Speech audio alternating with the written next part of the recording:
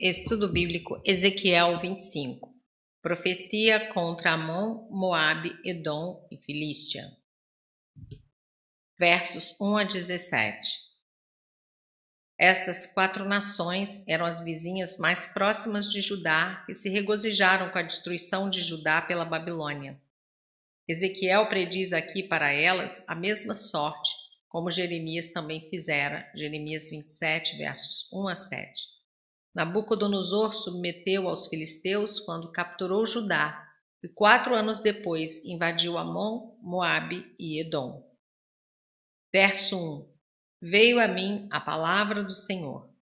A passagem de Ezequiel 25, versos 1 a 32, verso 32, proclama o castigo de Deus sobre outras 7 nações, semelhantes à série em Jeremias 46 a 51. Nesse capítulo, são ressaltadas 4 delas, por inveja vingativa e ódio a Israel.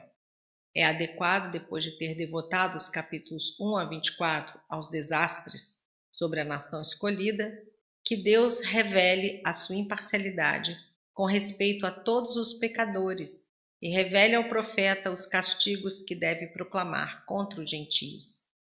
A queda em pecado de Israel havia profanado a honra de Deus aos olhos desses povos, capítulo 36, versos 21 a 23.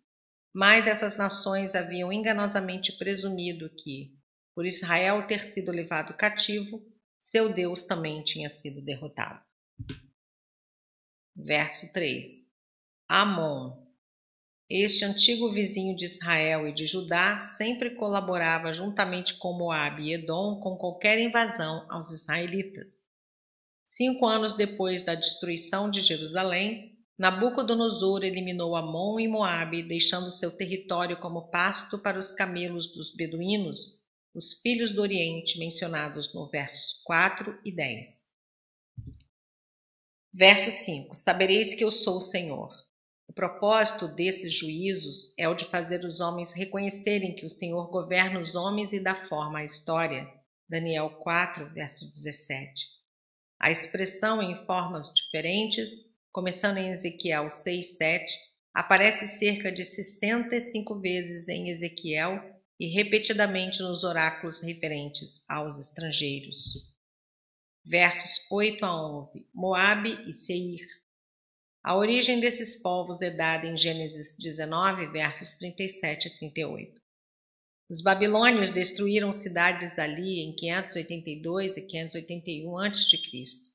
As razões para o seu castigo, verso 8, incluem a sua satisfação com a queda de Jerusalém, bem como o desprezo deles ao dizer que Israel era como qualquer outro povo, sem qualquer posição privilegiada diante de Deus. Tanto os amonitas como os moabitas acabaram sendo absorvidos pelos povos árabes. Verso 8. Seir. Outro nome para a área adjacente às terras dos edomitas. Gênesis 32, 3, 36, versos 20 e 21 e 30. Dominada pelo Monte Seir, é uma região montanhosa, extremamente árida e rochosa. Os castigos contra ela são dados nos versos 12 a 14. Verso 13. Desde Temã até Dedã, cidades-chave de Edom. Teimã, ficava possivelmente a 350 quilômetros a leste do Mar Morto, no deserto da Arábia, na região norte do território de Edom. Dedã talvez ficasse a 160 quilômetros ao sul de Temã, um pouco mais distante a leste do Mar Vermelho. Verso 15. Os filisteus. Os filisteus seguiram o exemplo dos edomitas. Aproveitaram a crise internacional causada pelas grandes vitórias de Nabucodonosor para cobrar velhas dívidas das derrotas sofridas, do tempo em que Davi e Salomão estavam formando uma nação poderosa. Verso 16. Queretitas.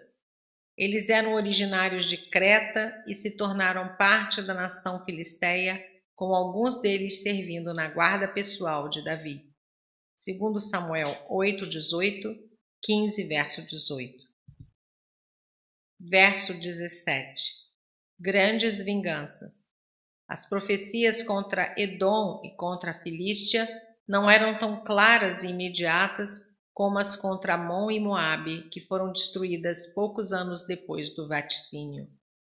Edom sobreviveu ainda por mais de um século, até ser invadido pelos árabes, e mais tarde o território foi assambarcado pelos nabateus. Os filisteus foram súditos dos babilônios, depois dos persas e finalmente dos macedônios, os quais destruíram sua organização nacional. Coube aos próprios judeus cumprir a plenitude dessas profecias, destruindo os remanescentes dos filisteus uns 100 anos antes de Cristo.